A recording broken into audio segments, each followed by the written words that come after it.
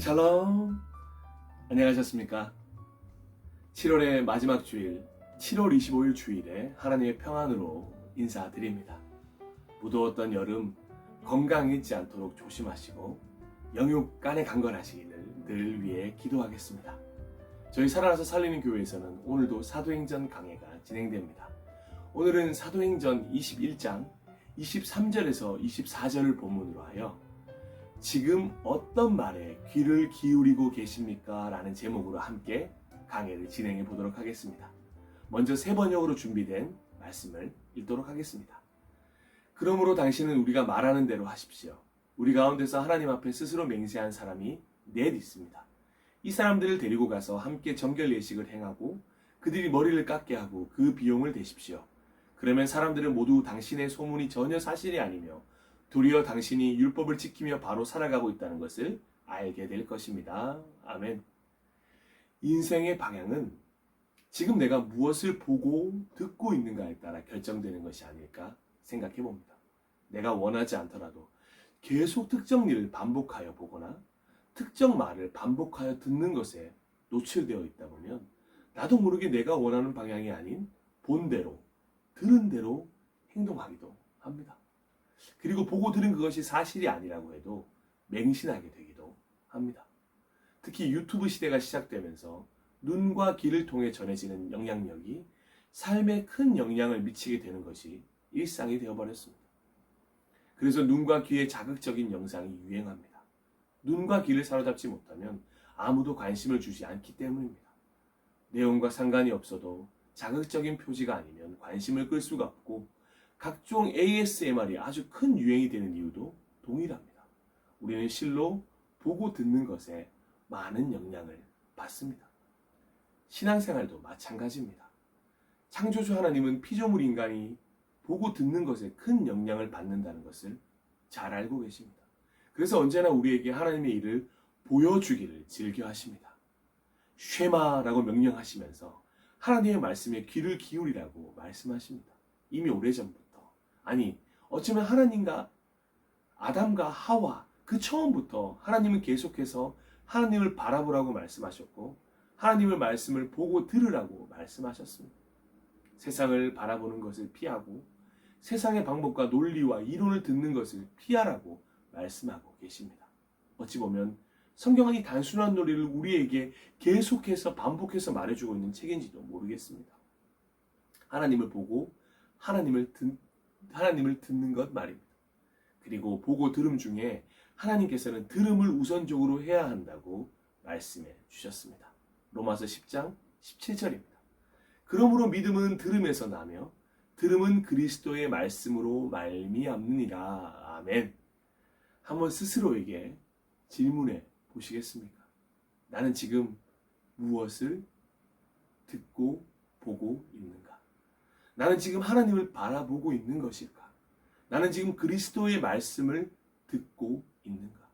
그리고 이 질문에 대한 답에 따라 우리의 신앙생활에 어떤 변화가 필요할지도 모르겠습니다. 사도행전 강의를 함께 나누면서 우리는 바울이 하나님만을 바라보고 하나님의 말씀만을 들었던 사람이라고 생각합니다. 그가 사도행전에서 보여주고 있는 행보를 보고 있으면 정말 이 일을 제기할 수가 없을 정도입니다. 그가 걷는 걸음걸음은 실로 하나님의 뜻에 순종하는 삶이기 때문입니다. 하지만 오늘 사도행전 21장에는 조금 특별한 바울의 이야기가 등장합니다. 하나님만을 바라보고 하나님의 말씀만 들었을 것 같은 바울에게도 역시 마음의 고민과 사람의 방법에 귀를 기울이는 얇은 귀가 있었다는 것을 알 수 있게 되는 21장입니다. 참 아이러니하게도 한편으로 그래서 참 감사한 마음이 들었습니다. 왠지 완벽한 바울에게서 흠을 찾을 때 느끼는 쾌감이 있습니다. 바울도 그저 나와 같은 성정을 가진 사람이구나.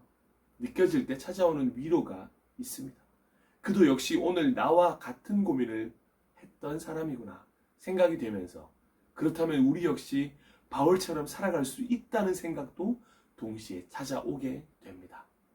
생각해보면 하나님은 말씀을 보고 듣는 우리에게 계속해서 새롭게 용기를 주고 계신 것이 아닐까 생각합니다.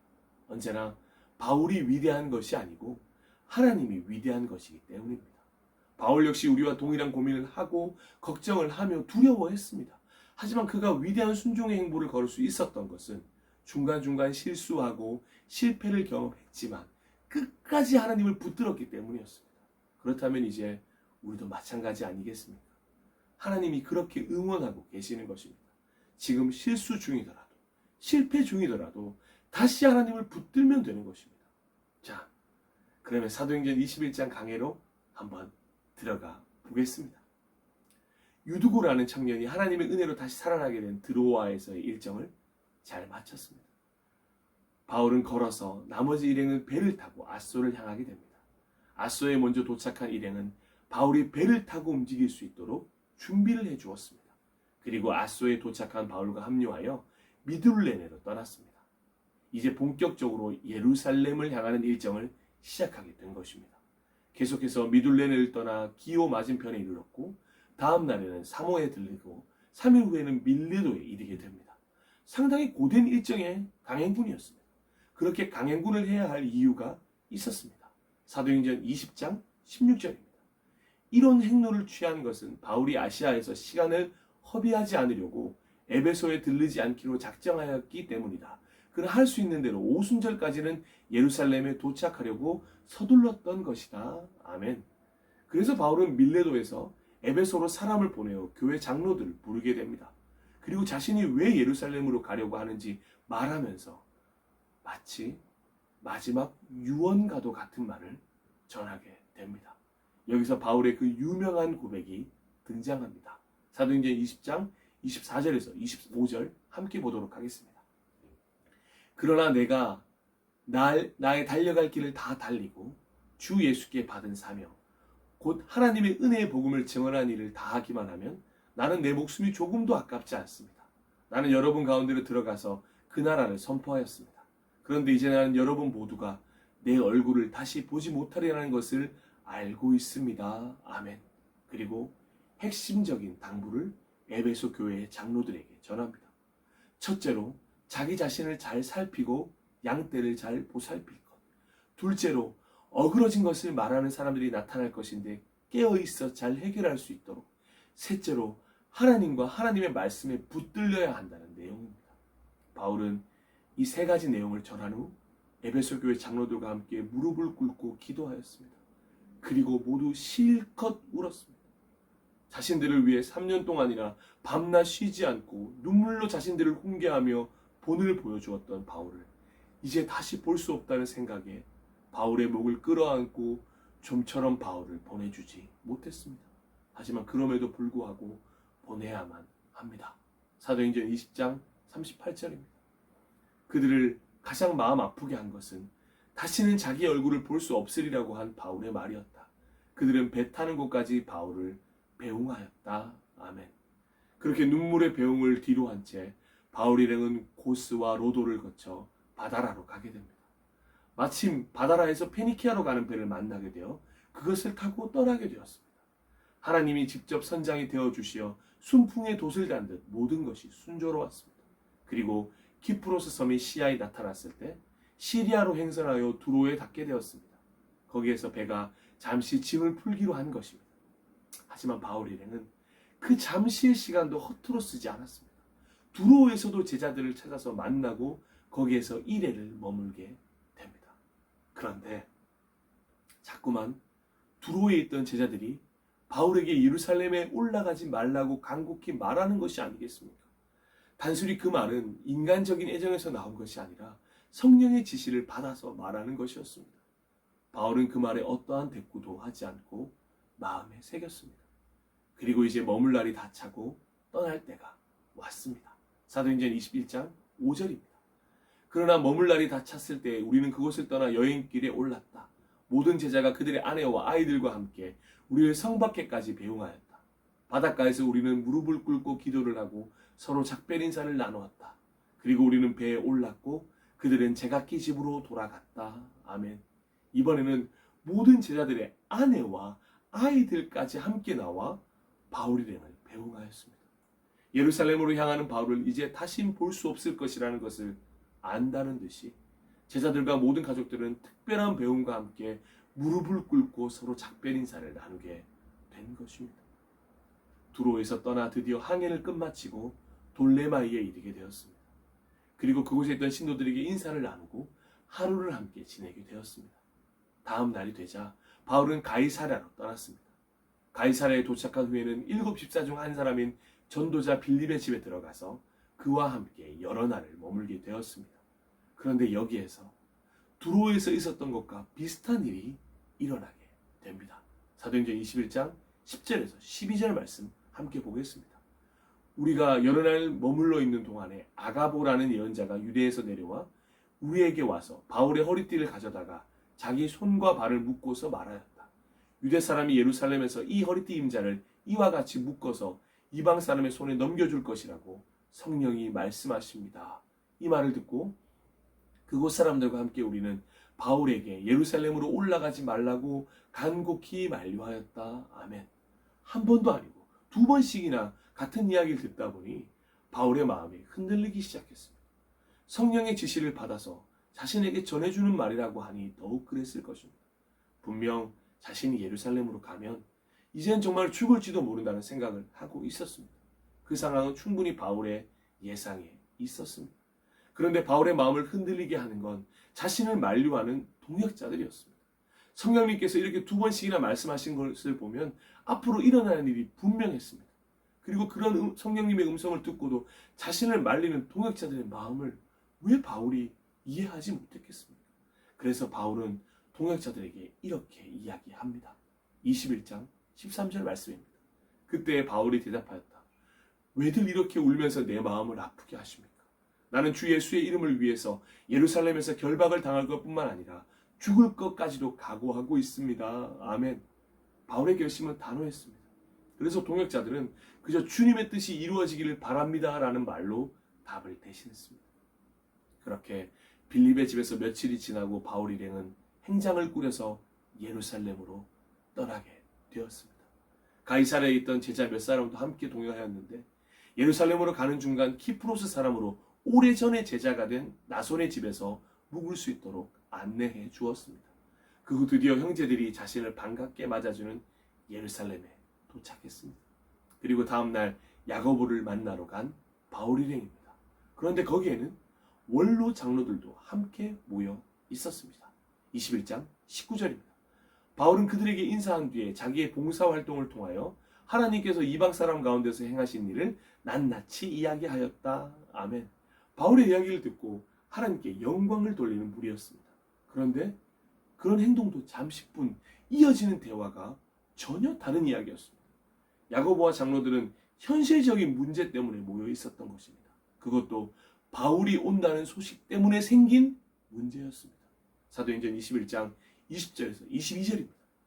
그들은 이 말을 듣고서 하나님께 영광을 돌리고 바울에게 말하였다. 형제여, 당신이 보는 대로 유대 사람 가운데는 믿는 사람이 수만 명이나 되는데 그들은 모두 율법의 열성적인 사람들입니다. 그런데 그들이 당신을 두고 하는 말을 소문으로 듣기에는 당신이 이방 사람 가운데서 사는 모든 유대 사람에게 할례도 주지 말고 유대 사람의 풍속도 지키지 말라고 하면서 모세를 배척하라고 가르친다는 것입니다. 그러니 어떻게 하면 좋겠습니까? 그들은 틀림없이 당신이 왔다는 소식을 들을 것입니다. 야고보와 장로들은 지금 하나님이 이방 땅에서 행하신 놀라운 일들을 듣고 하나님께 영광을 돌리는 행동을 하기는 하지만 정작 그들의 마음속에는 걱정 근심이 가득했습니다. 바울이 온 것을 유대 사람이 알게 된다면 열성적인 유대 사람이 난리를 일으킬 것이 당연했기 때문이었습니다. 그것이 두려웠습니다. 그래서 자신들 나름대로 한 가지 방법을 제시하게 된 것입니다. 그것이 오늘 함께 본문으로 정한 말씀입니다. 21장 23절에서 25절입니다. 그러므로 당신은 우리가 말하는 대로 하십시오. 우리 가운데서 하나님 앞에 스스로 맹세한 사람이 넷 있습니다. 이 사람들을 데리고 가서 함께 정결 예식을 행하고 그들이 머리를 깎게 하고 그 비용을 대십시오.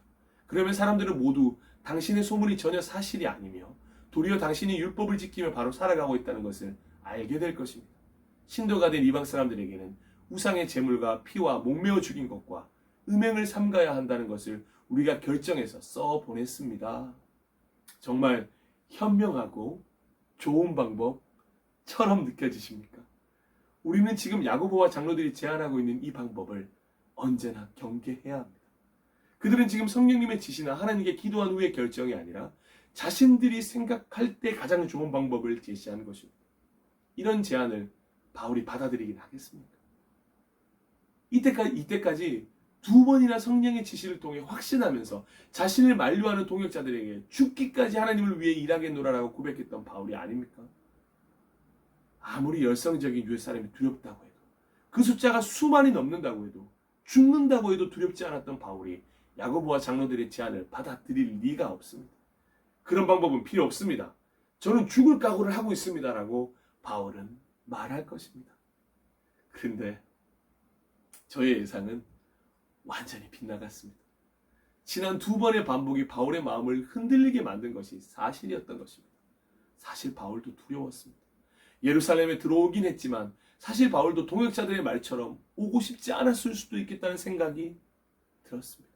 왜냐하면 야고보와 장로들이 내놓은 지극히 인간적인 제안을 덥석 수용했기 때문입니다. 21장 26절입니다. 그래서 바울은 그 다음날 그 네 사람을 데리고 가서 함께 정결 예식을 한 뒤에 성전으로 들어갔다. 그리고 정결 기한이 차는 날짜와 각 사람을 위해서 예물을 바칠 날짜를 신고하였다. 아멘.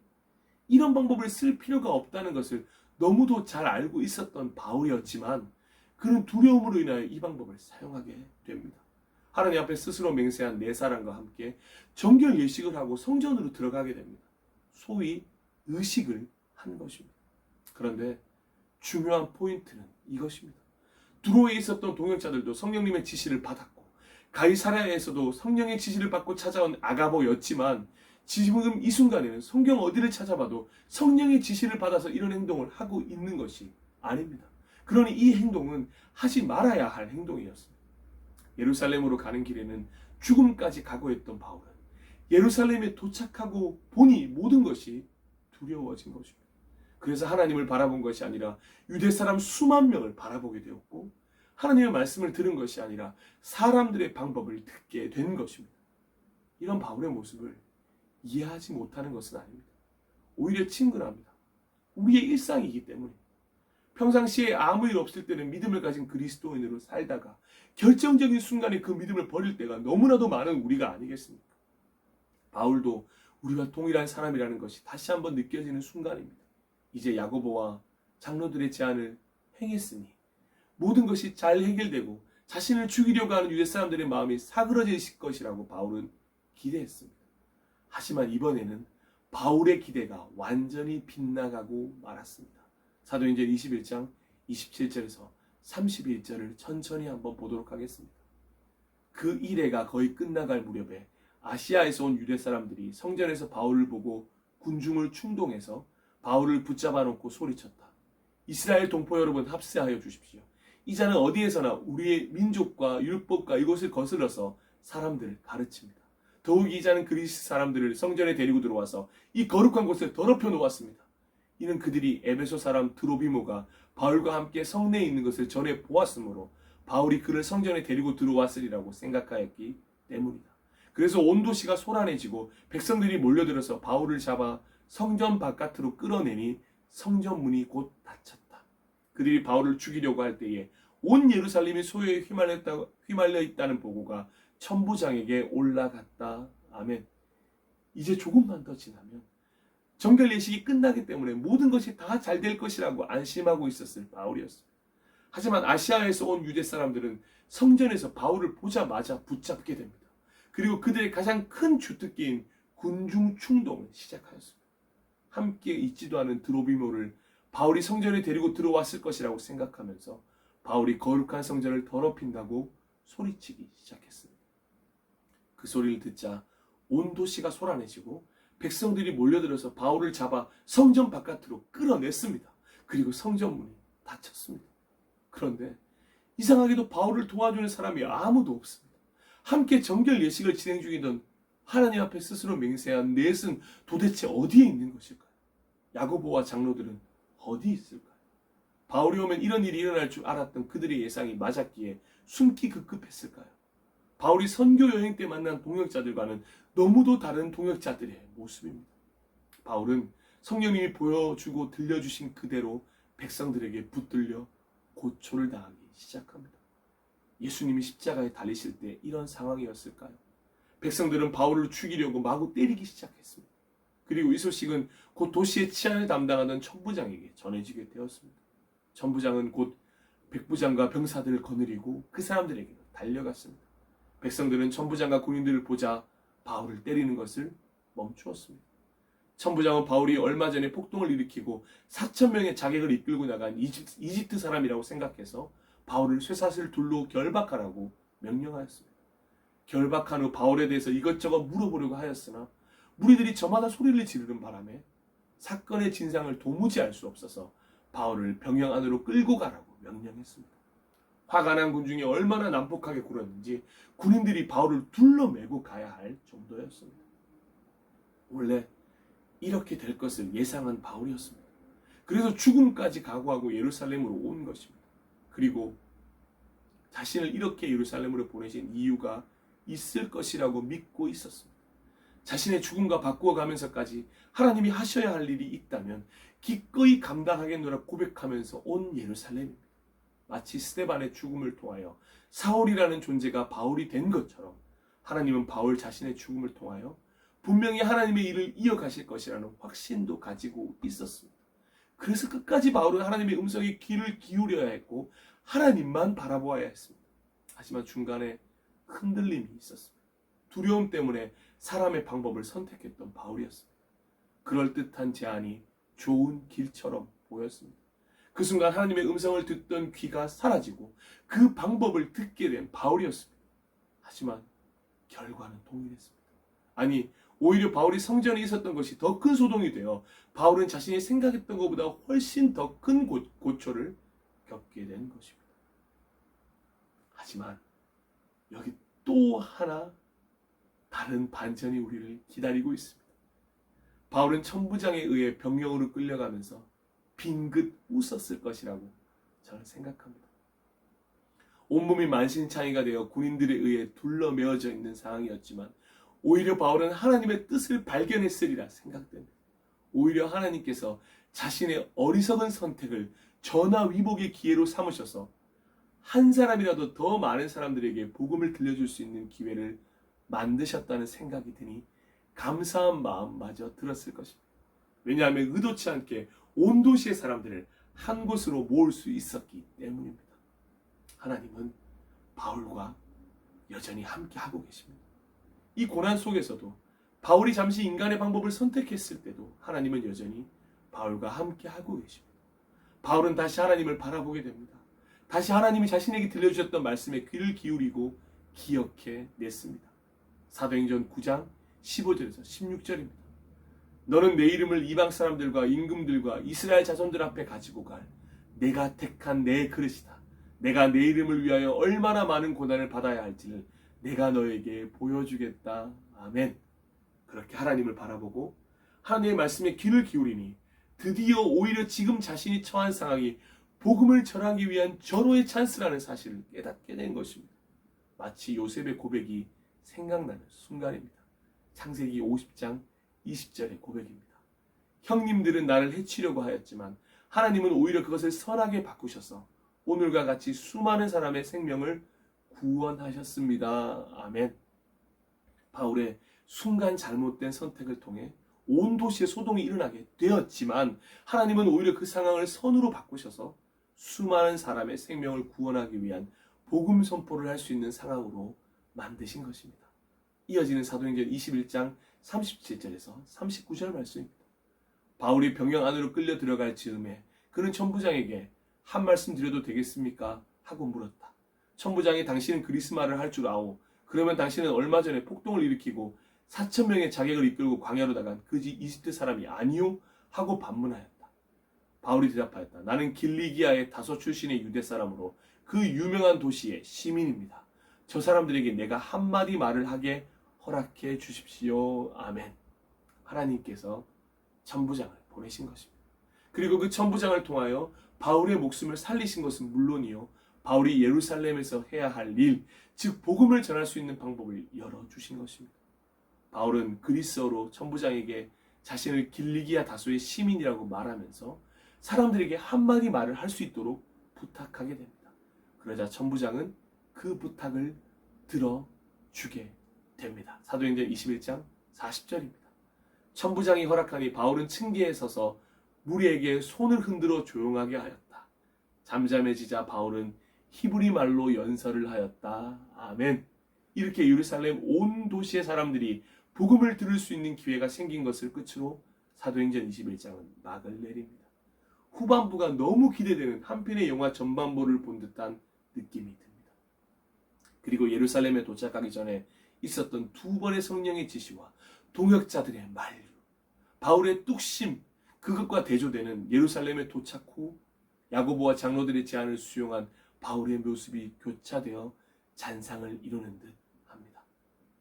사도행전 21장 강의를 마무리하겠습니다.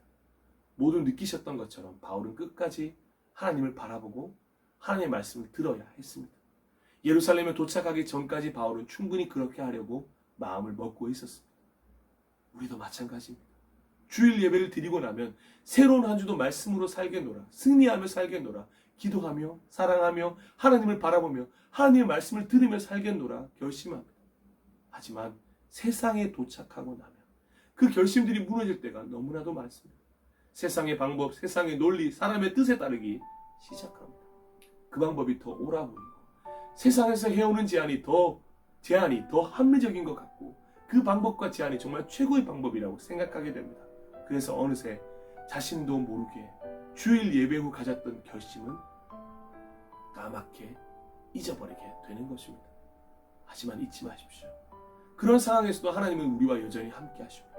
비록 우리가 우리의 방법대로 움직일 때가 있지만 하나님은 그 상황조차도 하나님의 뜻대로 인도해 가시고자 오늘도 역사하십니다. 물론 그렇다고 해서 우리가 대놓고 마음대로 사는데 하나님이 언제나 개입하셔서 선으로 인도하시는 것이라고는 착각하지 말았으면 좋겠습니다. 하나님이 말씀하신 것을 이루기 위한 인도하심입니다. 우리의 필요를 위한 인도하심이 아니라는 것을 반드시 숙지해야 할 것입니다. 새롭게 다가오는 한 주간, 이제 7월을 마무리하면서 또한 8월을 준비하면서 무엇을 들으실 건지 지금 한번 정해보십시오. 그리고 하나님 앞에 스스로 약속해 보십시오. 하나님과 더 친밀히 만날 시간을 계획해 보십시오. 기도할 시간을 따로 만들어 보십시오. 거친 세상에서 오히려 믿음으로 평안히 살아낼 수 있도록 어떻게 해야 하는지 하나님께로부터 듣는 시간을 정해 보십시오. 먼저 듣는 것이 중요합니다. 하나님의 말씀을 묵상하는 것이 그래서 중요합니다. 다시 한번 하나님의 말씀을 듣는 것에서부터 믿음이 시작된다는 것을 잊지 마십시오. 그러므로 믿음은 들으면서 생기고 들음은 그리스도를 전하는 말씀에서 비롯됩니다. 아멘. 죽음까지 두려워하지 않겠습니다라는 자신감을 가지고 그 자신감 넘치는 고백을 했다고 해서 그 고백을 너무 의지하거나 믿지 마십시오. 그건 스스로의 신념을 믿는 것입니다. 우린 쓰러지고 넘어질 수 있습니다. 아무리 멋진 고백을 했다고 하더라도 하나님을 의지하여 드린 고백이 아니라면 그 고백은 금방 사그라질 수밖에 없습니다. 그러니 그 고백이 하나님의 말씀으로 인한 신앙 고백이 되어 삶에서 믿음으로 드러나도록 먼저 하나님의 말씀에 귀를 기울일 수 있어야 하는 것입니다. 바울처럼 사람의 음성을 듣는 것은 순식간입니다. 쉽고 간단하고 편해 보이기에 금방 선택해버리는 것입니다. 그래서 오늘 바울을 통하여 우리는 왜 지금 무엇을 들어야 하는지에 대한 중요성을 깨달아야 하는 것입니다. 신명기 32장 1절에서 2절 이런 말씀이 있습니다. 하늘이여 귀를 기울이라 내가 말하리라. 땅은 내 입의 말을 들을지어다. 내 교훈은 비처럼 내리고 내 말은 이슬처럼 맺히나니 연한 풀 위에 가는 비 같고 채소 위에 단비 같도다. 아멘. 이사야 46장 12절도 이런 말씀이 있습니다. 내가 승리할 것을 믿지 않는 너희 고집센 백성아 내가 하는 말을 들어라. 예레미야 13장 15절도 이렇게 말합니다. 주님께서 말씀하셨으니 너희는 들어라. 그리고 귀를 기울여라. 교만하지 말아라. 성경 안에서 너무도 많은 말씀을 찾을 수 있습니다. 그리고 그 말씀들은 모두 다 우리에게 들려주시기 위한 하나님의 음성입니다. 그러니 우리는 들어야 합니다. 그리고 하나님의 일하심을 목도해야 합니다. 지금 무엇을 듣고 있나라는 질문에 언제라도 하나님의 음성을 듣고 있다고 당당하게 믿음으로 고백할 수 있는 우리 모두가 되길 간절히 소망합니다. 마지막으로 예수님이 들려주시는 들어야 할 것에 대해서 함께 나누기를 소망합니다.